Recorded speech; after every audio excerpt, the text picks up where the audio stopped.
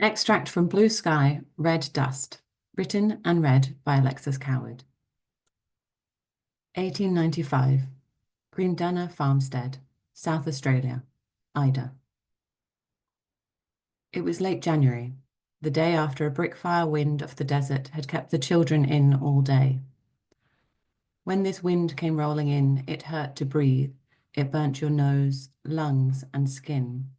It drove even the hardiest of farmers inside. This morning, finally, the wind had died and left red sand coating every leaf and branch. The house looked strange and unfamiliar. Tired of being well-behaved, 3-year-old Rose managed to find Ida's blusher and press red fingerprints down the drawing room walls. The boys, Tommy and John, rediscovered their wooden swords and staged a pirate skirmish, stormed a castle, and felled a giant played by Rose, who, so happy to be included in the game, climbed atop a dining chair to properly play the part. Even Henry, the baby, joined in, with the shouting and the painting of the walls.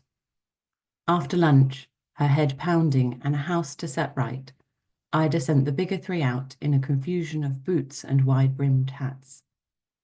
On the veranda, they knelt to draw pictures in the settled dust with their fingers. Inside, Ida hummed her favourite hymn, "He hideth my soul," to herself as she cleaned potatoes and carrots for dinner. Tommy, their eldest boy, appeared in the doorway. Ida turned towards his voice and smiled.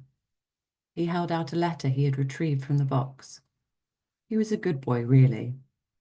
She salted a small piece of potato and gave it to him, and took the letter. The envelope was worn and wrinkled, and postmarked East London, England. She brought a hand to her lips as a small shocked noise escaped. Tommy brought her back with a touch on her arm. She brushed the boy's sun-streaked hair from his forehead.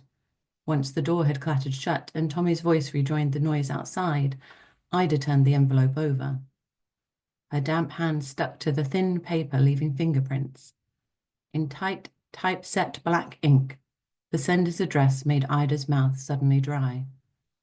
No good news ever came from home.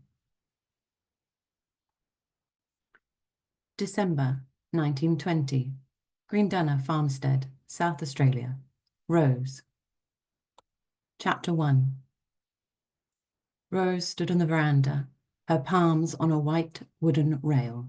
She leaned her small frame out so that the sun warmed her face. Her dark auburn hair caught the afternoon light. The air was dry and still, everything covered in a fine red dust after last night's wind. The paperback gum trees had shed their skins onto the grass. The smell of eucalyptus drifted from where the bark lay. Rose breathed it in greedily. It tingled her nose and deep in her lungs. Beyond the barn and the stables, past 20 acres of fallow fields planted with peas and rotation crops, Frank would be astride his horse, checking the wheat that stretched the rest of the farm's 320 acres. These were the languid days before the harvest. Rose closed her eyes and listened to the butcher birds. She realized she was smiling, but was not entirely sure why. From within the house, the sound of the same argument again. Rose opened her eyes, wiped her dusty hands on her skirt, and crossed the wooden floor in clipped steps and opened the green front door. "Mother," she called into the empty front room. She shut the front door and stood for a moment, her eyes adjusting to the bright outdoors. Above her hung a LED light fixture that matched the green and red glass in the door. A red cream-patterned runner softened the hallway. To her left, on a matching rug in the middle of a large room, sat 2 cream high-backed settees, a varnished side table at each arm. The raised voices continued from deeper within the big house. Her pleated brown skirt swished against her shins as she walked slowly down the hallway towards the escalating row.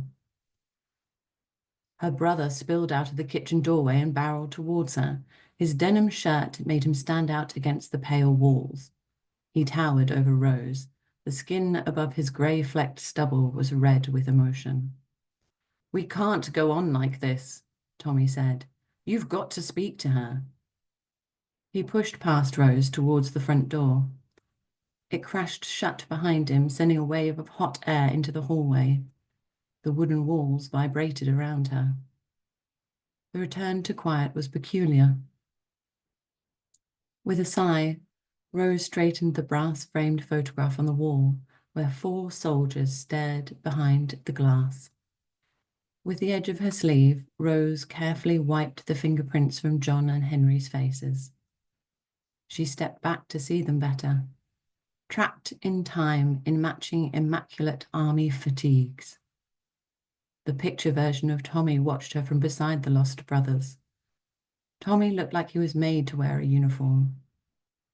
Next to him was the youngest, Frank. In the photograph, his cheeks were boyish and his chest puffed out and proud. She had caught her father crying the day his last son had signed up. They did not talk about it. Rose pulled herself away reluctantly and approached the doorway in measured steps. In the kitchen, Rose found her mother leaning against the sink. Ida's sun-weathered skin made her look older than her 60 years. She twisted the thin gold wedding ring around her finger. Her dark eyes were steel and her brow furrowed above them. A heap of feathers sat loose on the counter, above which flies had already gathered in the air, drawn by the flesh of the half-plucked chicken. Rose took a clean cloth from the drawer and covered the animal. "Do not come in here and finish your brother's argument," Ida said. Her chin quivered. "What needs doing with this chicken, then?" "Plucking, clearly," said Ida. Rose rolled her eyes and started on the chicken.